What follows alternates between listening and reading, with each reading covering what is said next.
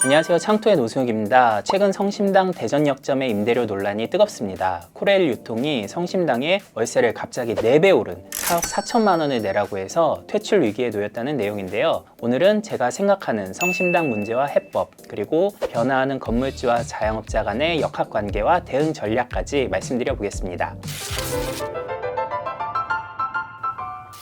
먼저 성심당 논란은 결론부터 얘기하면 코레일 측의 행정 편의주의가 빚어낸 총국이라고 생각합니다. 코레일은 갑자기 임대료를 4배 올린 데 대해 모든 상업시설에 적용하는 동일 기준으로 입찰 금액을 제시했다라고 하는데요. 바로 이게 문제입니다. 성심당은 성심당 때문에 대전을 찾을 만큼 대전의 중요한 관광자원인데 이런 문화적 경제적 부수 효과를 고려하지 않고 획일적인 잣대를 들이밀어 퇴출 위기를 자초한 것입니다. 사실 백화점이나 쇼핑몰의 경우 상권을 활성화하는 핵점포나 우량 테넌트에게는 성심당 이상으로 파격적인 조건을 제시하는 경우가 많습니다. 매출 대비 한 자릿수 수수료율은 기본이고요. 백화점의 경우 3대 명품 브랜드를 입점시키기 위해 해당 매장이 잘 보이도록 동선을 바꾸거나 심지어 쇼핑 환경을 개선해달라는 브랜드 요구를 수용해서 1층 전체를 리모델링하기도 합니다. 성심당 같은 지역 자원을 활용하려면 단순히 기계적 형평만을 추구할 것이 아니라 브랜드에 줄 건 주고 받을 건 받는 맞춤형 협상이 필요하다는 얘기입니다. 아니, 성심당 입장에서 생각해보면 월세를 4억 4천만 원이나 내라고 하면 1년이면 50억이고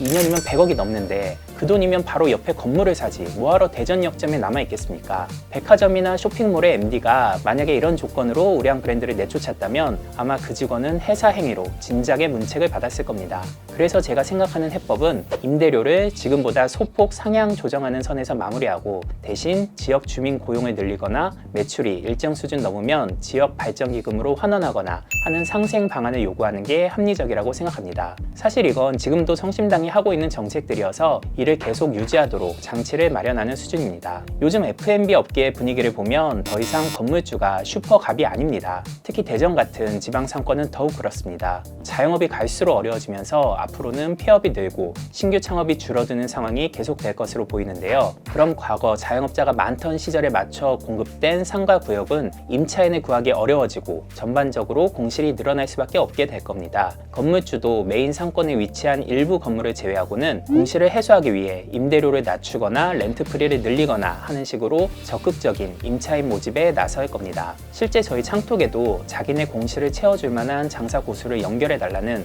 건물주나 시행사 측 요청이 심심찮게 들어오고 있습니다. 이제 자영업자분들도 보다 적극적으로 자신의 브랜드 가치를 어필하고 임대차 협상에서 우위를 점할 수 있도록 준비하셔야 합니다. 그러려면 번갯불에 콩 구워 먹듯이 급하게 자본에 맞춰 상가 물건을 찾을 것이 아니라 충분한 시간을 갖고 발품을 팔아서 여러 후보 물건을 보유한 뒤 건물주나 부동산을 통해 협상을 해야 합니다.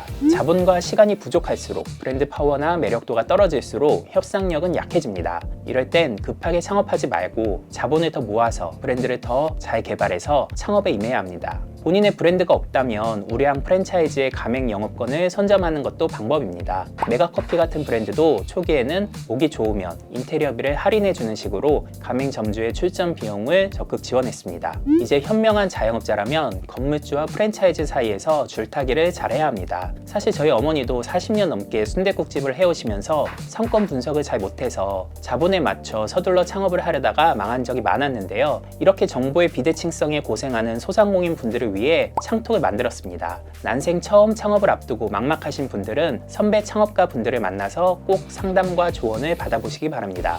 창톡 앱과 홈페이지에서 지역별로 검색하면 우리 동네 장사 고수분들을 만나서 1대1로 상담을 받으실 수 있습니다. 장사 고수분들은 상가 주소만 알려줘도 네이버 지도로 검색해서 배후 인구나 유동 인구, 상권 특징, 적정 임대료와 메뉴 전략까지 전부 다 조언을 해주시더라고요. 외식업계가 어려울수록 더 많은 발품과 정보력이 성공 창업의 밑거름이 됩니다. 모쪼록 철저히 준비하셔서 성공 창업하시기 바랍니다. 감사합니다.